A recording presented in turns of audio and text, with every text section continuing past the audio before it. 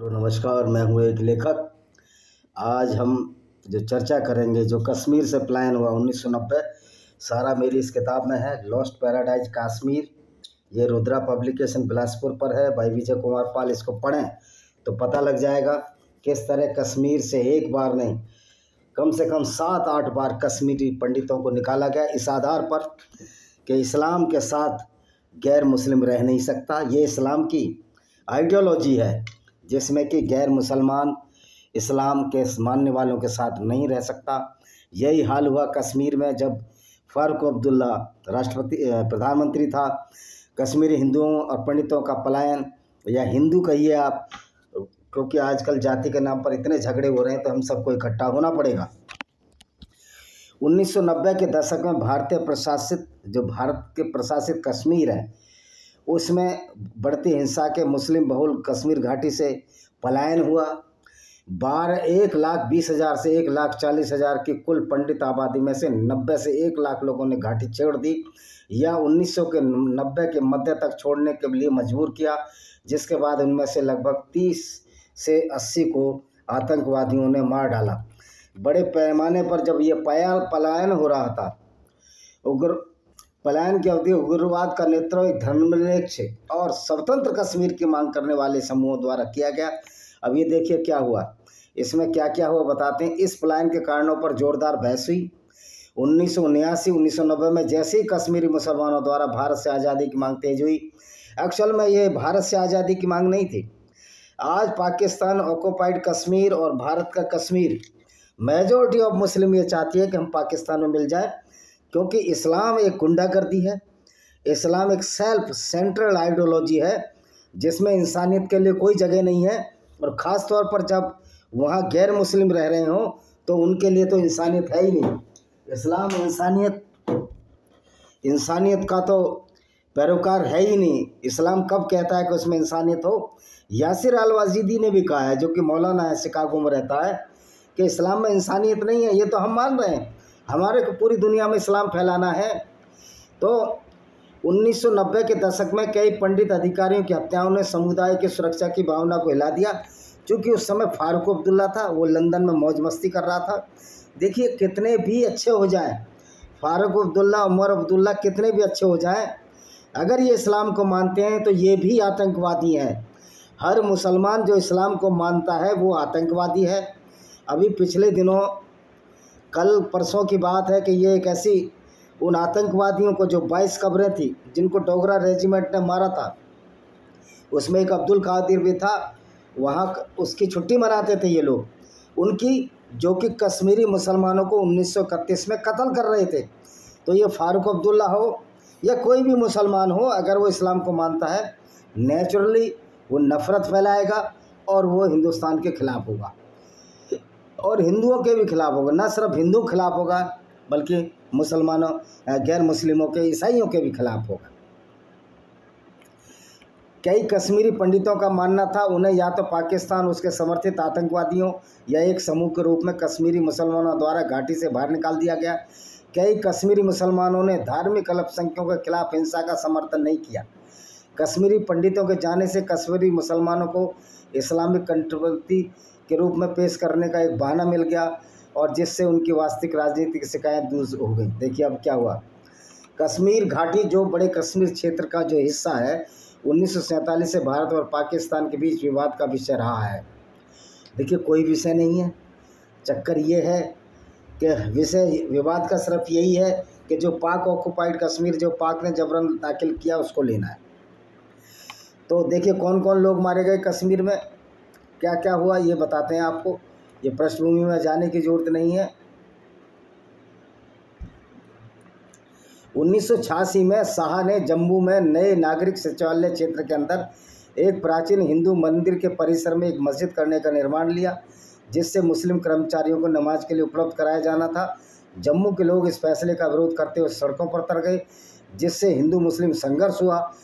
फरवरी 1986 में कश्मीर घाटी लौटने पर शाह ने जवाबी कार्रवाई की और कश्मीरी मुसलमानों को यह कहकर उकसाया कि इस्लाम खतरे में है, और विभिन्न क्षेत्रों में कई घटनाएं हुई जहां कश्मीरी हिंदू की हत्या कर दी गई। उनकी संपत्तियों मंदिरों को क्षतिग्रस्त या नष्ट कर दिया गया। सबसे ज़्यादा प्रभावित क्षेत्र मुख्य रूप से दक्षिण कश्मीर और सोपोर थे। फरवरी 1986 में अनंतनाग दंगे के दौरान हिंदुओं के कई घरों और अन्य संपत्तियों को लूट लिया गया, जला दिया गया या क्षतिग्रस्त कर दिया गया। अनंतनाग दंगों की जांच से पता चला कि राज्य में इस्लामिकवादियों के बजाय धर्मावलंबी दलों के सदस्यों ने धार्मिक बाधाओं के माध्यम से राजनीतिक लाभ हासिल करने के लिए हिंसा को व्यवस्थित करने में बड़ी भूमिका निभाई। शाह ने हिंसा को रोकने के लिए सेना को मिलाया, लेकिन इसका बहुत प्रभाव पड़ा।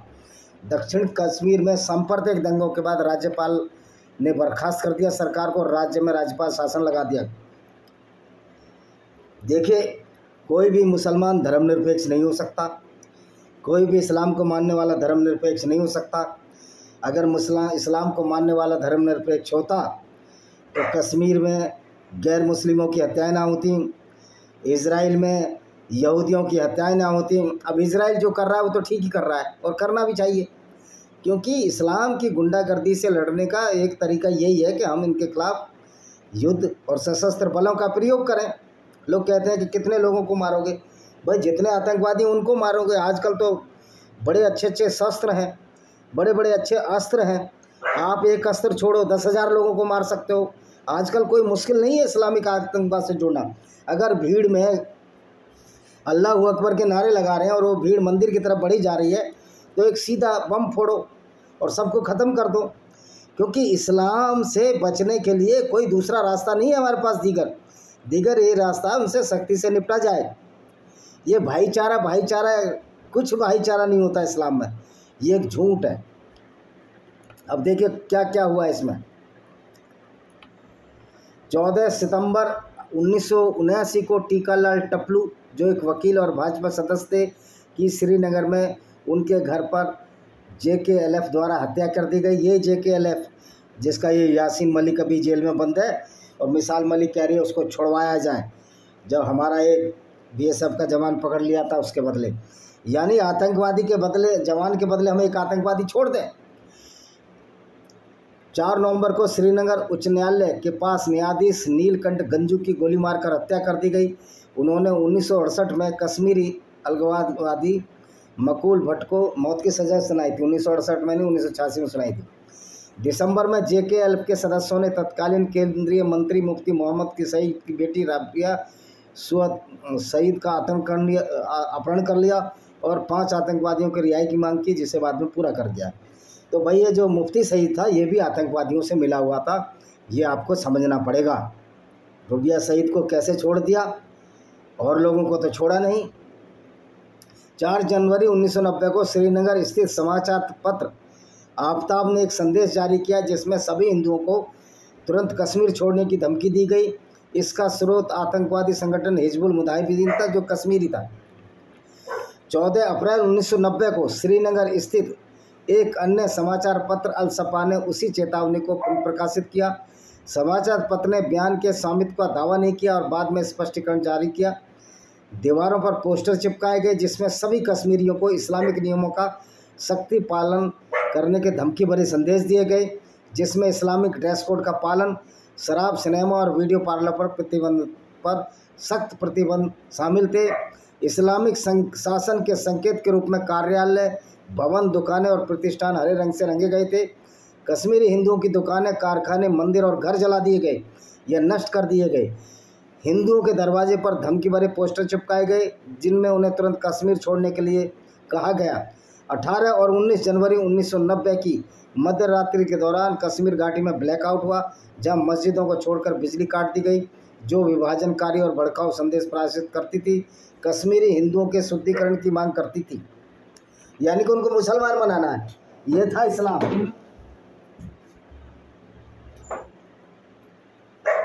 क्या है भाई नन्नू?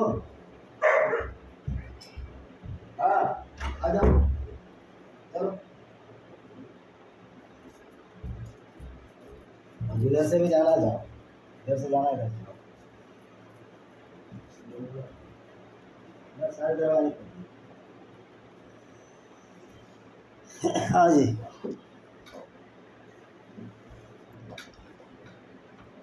जगमोहन के राज्यपाल बनने के 2 दिन बाद ही 21 जनवरी को श्रीनगर में गांव कत्ल नरसंहार हुआ, जिसमें भारतीय सुरक्षा बलों ने प्रदर्शनकारियों पर गोली चलाई, जिससे कम से कम 50 लोग मारे गए।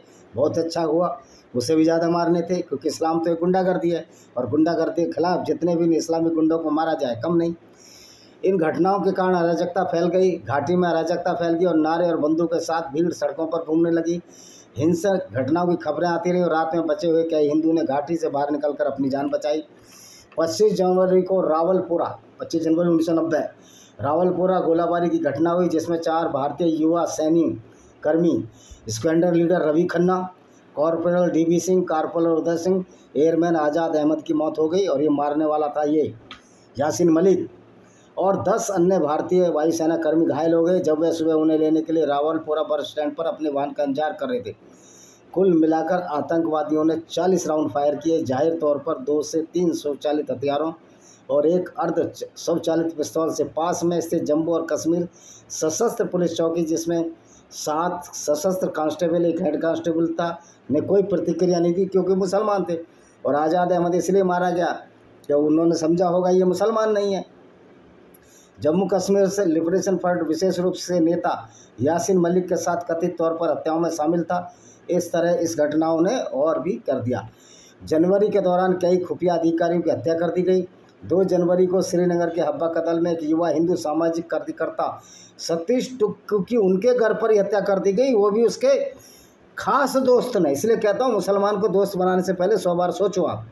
13 फरवरी को श्रीनगर दूरदर्शन के स्टेशन निदेशक लस्सा कौल की गोली मारकर हत्या कर दी गई, जो एक ब्राह्मण थे कश्मीरी। 29 अप्रैल को एक वरिष्ठ कश्मीरी कवि सर्वानंद कौल के प्रेमी और उनके बेटे को गोली मारकर फांसी दे दी गई। 4 जून को एक कश्मीरी हिंदू शिक्षिका गिरिजा टुक्कू के साथ आतंकवादियों ने सामूहिक बलात्कार किया और उसके पेट को चीर दिया। उसके शरीर को आरी मशीन से 2 भागों में काट दिया, जबकि वह अभी भी जीवित थी। पलायन के दौरान कई कश्मीरी महिलाओं का अपहरण और बलात्कार हुआ। कश्मीरी हिंदू के स्थानीय संगठन कश्मीरी पंगत संघर्ष समिति ने 2008-2009 में एक सर्वेक्षण के बाद अनुमान लगाया कि 1990 में कश्मीर में 357 हिंदुओं की हत्या हुई। पलायन के बाद कश्मीर में उग्रवाद बढ़ गया और उग्रवादियों ने कश्मीरी हिंदुओं की संपत्ति को निशाना बनाया। भारतीय गृह मंत्रालय के आंकड़ों में 1991 से 2005 तक 1406 हिंदू नागरिकों की मौत दर्ज है और मरे तो 5-6 हज़ार आदमी थे। जम्मू और कश्मीर सरकार ने कहा कि 1979-2004 के बीच हिंदू पंडित समुदाय के 219 सदस्य मारे गए, उसके बाद कोई नहीं मारा गया। कश्मीर में हिंदुओं के स्थानीय संगठन कश्मीर पंडित संघर्ष समिति ने 2008-2000 में एक सर्वेक्षण करने के बाद हुआ कि 309 कश्मीरी हिंदुओं को उग्रवादियों ने मार डाला, जिसमें से 75% कश्मीरी उग्रवाद वर्ष के पहले बार मारे गए। पलायन के जवाब में कश्मीर से पलायन करने वाले हिंदुओं का प्रतिनिधित्व करने वाले एक राजनीतिक समूह पन्नू कश्मीर संगठन बनाया गया। पन्नू 1991 के अंत में इस संगठन ने मार्गदर्शन प्रस्ताव पारित किया, जिसमें कश्मीर संभाग में एक अलग केंद्र शासित प्रदेश पुनून कश्मीर की आवश्यकता बताई। पुनून कश्मीर कश्मीरी हिंदुओं के लिए मातृभूमि के रूप में काम करेगा और विस्थापित कश्मीरी पंडित को फिर से बसाएगा। देखिए ये है, तो आप देखिए बुरहान वानी की जो हत्या हुई 2016 की कश्मीर अशांति के दौरान कश्मीर में कश्मीरी हिंदुओं के ट्रांजिट कैंप जो कि कैंपों में रहते उन पर हमला किया गया। हमलों के कारण 12 जुलाई की रात के समय लगभग 200 से 300 कश्मीरी हिंदू कर्मचारी ट्रांजिट कैंपों से भाग गए और अपने कैंप पर हमलों के लिए सरकार के खिलाफ विरोध प्रदर्शन किया और मांग की कि कश्मीर घाटी में सभी हिंदू कर्मचारियों को तुरंत निकाला जाए। अशांति के दौरान समुदाय से संबंधित 1300 से अधिक सरकारी कर्मचारी इस क्षेत्र से भाग गए। कथित तौर पर आतंकवादी संगठन लश्कर-ए-तैयबा द्वारा पुलवामा में ट्रांजिट कैंपों के पास हिंदुओं को कश्मीर छोड़ने या मारे जाने की धमकी वाले पोस्टर भी लगाए थे। तो जो कश्मीर का जो मामला है, कश्मीर की जो लड़ाई है, ये लड़ाई फारूक अब्दुल्ला के खिलाफ भी लड़ाई है, अमर अब्दुल्ला के खिलाफ भी लड़ाई है। कश्मीर का कोई भी मुसलमान नेता जो इस्लाम को मानता है कश्मीरी हिंदुओं को कश्मीर में बसाने के पक्ष में नहीं है, क्योंकि इस्लाम एक ऐसी आइडियोलॉजी है, एक ऐसी विचारधारा है, एक ऐसी गुंडागर्दी है जिसका मुकाबला सिर्फ सशस्त्र संघर्ष से किया जा सकता है। बातचीत से कोई माहौल बनने वाला नहीं है। अगर कोई व्यक्ति इस्लाम को मानता है और आप सोचो वो बातचीत से मान जाएगा, ऐसा कुछ भी नहीं है, कभी नहीं मानेगा, क्योंकि इस्लाम की विचारधारा उसको ये मानने ही नहीं देगी।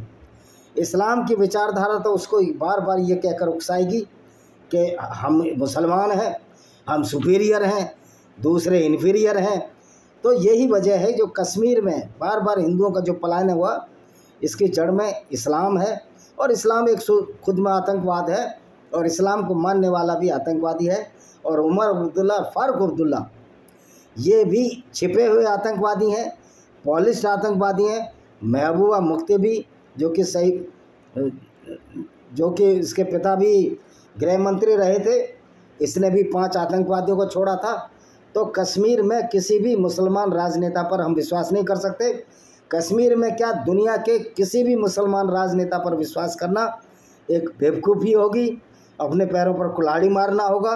चाहे वो बीजेपी का राजनेता हो, चाहे वो कांग्रेस का राजनेता हो, चाहे किसी और पार्टी का राजनेता हो, इवन उन राजनेताओं, हिंदू राजनेताओं पर भी विश्वास करना भारी भूल होगी, जो सेकुलरिज्म का नारा जपते हैं, जबकि उनको ही पता है कि जब तक मुसलमान इस दुनिया में हैं, सेकुलरिज्म, धर्मनिरपेक्षता एक कोरी चीज़ है, एक गप है, एक झूठ है, एक सच्चाई नहीं है, वास्तविकता नहीं है। और जब हम इस वास्तविकता से मुंह मोड़ लेते हैं कि हिंदू मुस्लिम भाईचारा होता है, तभी हिंदुओं को मुँह की खानी पड़ी, ईसाइयों को भी धोखा मिला, यहूदियों को धोखा मिला, क्योंकि ये कौम इस तरह नरिश्ड हुई है, इस तरह इसकी टीचिंग है, इस तरह इसकी परवरिश है, मूर्खतापूर्ण रूप से इस्लाम की परवरिश है कि इनको 72 हूरें मिल जाएंगी, इनको जन्नत मिल जाएगा, इनको फलाना मिल जाएगा, इनको ठिकाना मिल जाएगा। मिलना नहीं है बाबा जी का टल्लू, क्योंकि अल्लाह तो खुद ही बेवकूफ़ है, अज्ञानी है, जो अल्लाह यही नहीं जानता कि दुनिया कैसे बनी है।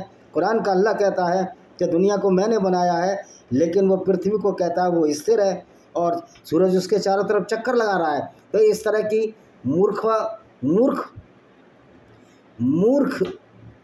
मूर्खतापूर्ण बातों से कोई समस्या का हल नहीं होने वाला। कश्मीर समस्या का एक ही हल है कि सभी कश्मीरी पंडितों को वापस बसाया जाए और बाहर से हिंदुओं को भी बसाया जाए, और उनके हाथों में AK-56, AK-47 दे दी जाए, और हर परिवार की सिक्योरिटी सेना भी करे और उनके हाथों में हथियार दिए जाए। निश्चित तौर पर इस्लामिक आतंकवाद कश्मीर का एक दिन में ख़त्म हो जाएगा, और ये उमर अब्दुल्ला, फारूक अब्दुल्ला और महबूबा मुफ्ती कहीं घुस जाएंगे, उस अल्लाह के डैनों में घुस जाएंगे, जो अल्लाह अपने काबा को भी नहीं बचा पाता, जो अल्लाह कुछ नहीं करेगा। अल्लाह एक फिलॉसफी है, परिकल्पना है ना इनको। और इनका बाप देखिए, बुरहान वानी का बाप कहता है वो जहन्नुम में गया। तो सब इस्लाम का आतंकवाद का खात्मा जब ही हो सकता है जब सभी इस्लामिक आतंकवादी को जहन्नुम रसीद कर दिया जाए। उसके लिए सभी कश्मीरी हिंदुओं को, सरकार को चाहिए कि बड़े बड़े हथियार देने पड़ेंगे।